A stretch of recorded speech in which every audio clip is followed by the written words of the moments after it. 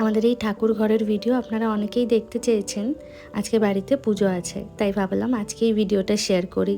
ঠাকুরের এই যে সিংহাসনটা দেখছেন, এটা কিন্তু পুরোটাই আমাদের ইন্টেরিয়র করানো। মাঝখানে রয়েছে গুরুদেব এবং গুরুদেবের ডান দিকে রয়েছে গোপাল এবং বাম দিকে রয়েছে লক্ষ্মী। ঠাকুর ঘরের পুরোটাই ইন্টেরিয়র করানো, তবে আজকে শুধু সিংহাসনের জায়গাটাই শেয়ার করছি। পরশু দিনই আমরা কলকাতা ছেড়ে চলে যাচ্ছি। আজকে রয়েছে বাড়িতে একটু কীর্তন, তাই ভাবলাম আজকেই ভিডিওটা শেয়ার করি, না হলে হয়তো আর কবে হবে তা আমাদের নিজেদেরও জানা নেই। আমি আর অভিজিৎ দুজনে মিলে ঠাকুরের জায়গাটাকে একটু সাজানোর চেষ্টা করেছি। এখানে ঠাকুরের সিংহাসনটা সাজিয়ে আমি সব ঠাকুরদেরকে মালা পরিয়ে দিয়েছি। এই যেখানে রয়েছে রজনীগন্ধা এবং আরও একটা ফুলের মালা। এই যে ওপরে মালাটা দেখছেন, এটা মাসিমণি নিয়ে এসছে। আজকে অভিজিৎ ভোর 5টায় উঠে ফুলের মার্কেট থেকে গিয়ে এই ফুলগুলো সব নিয়ে এসছে। এই যে দেখুন, মা কালীর সামনে রাখা আমার এই ছোট্ট গোপাল।